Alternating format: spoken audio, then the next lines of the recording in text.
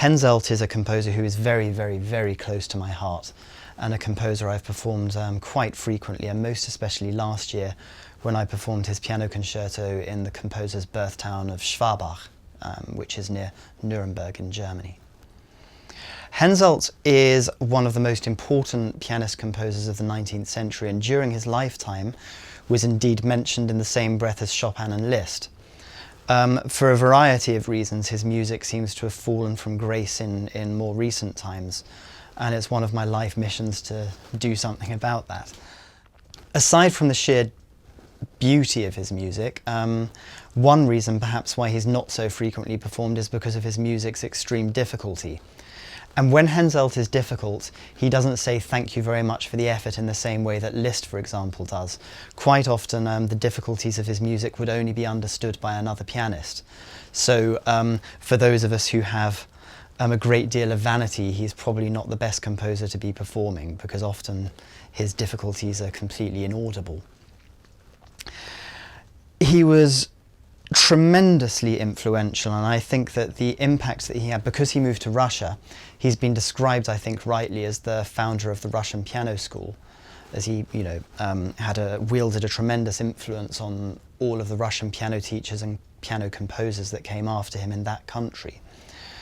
His influence can't really be overestimated. Indeed, he was the teacher of Rachmaninoff's teacher, and there are certain traits that seem to have been handed down. A preoccupation with richness of tone rather than brilliance of tone, if you like.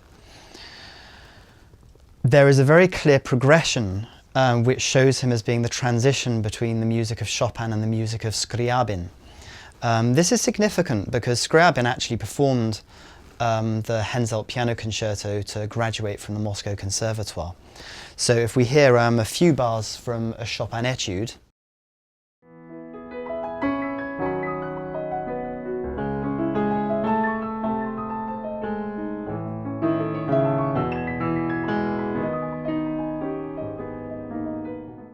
you can hear then that from this style of piano writing it's not such a huge leap to this from Ein schwindendes Glück by Henselt.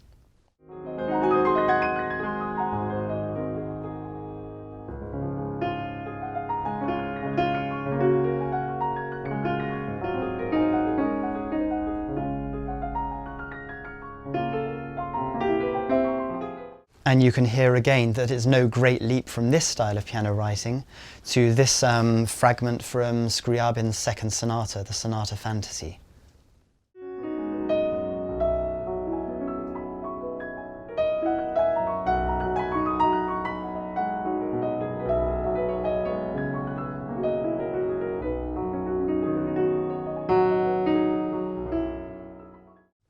In this way, you can see that Henselt started to free up some of the ideas that Chopin had had, and thus paved the way to modernity in modern piano writing, which is basically what Scriabin did a generation later.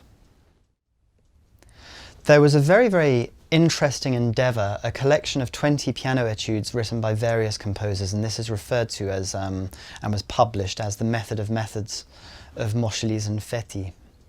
Moscheles composed 2 of the studies in this collection himself and invited all of the luminaries of the piano world at that time to come up with 1, 2 or 3 contributions. So thus we have the Trois Nouvelles Etudes by Chopin, we have the first version of Abbirato by Liszt, there's the F minor etude by Mendelssohn, and various rather beautiful, I have to say, studies by composers who have been forgotten today, like Amédée Merau, Rosenhain, for example, and one tiny little piece by Henselt, La Gondola. So each of these composers have been invited to compose a piece of music that highlighted what they considered to be an important aspect of piano technique. This tells us a great deal about Henselt's own attitude toward piano playing, because despite the fact that his music has always been known for its extreme difficulty, what he prizes above all else in this piece is balance of touch and beauty of tone.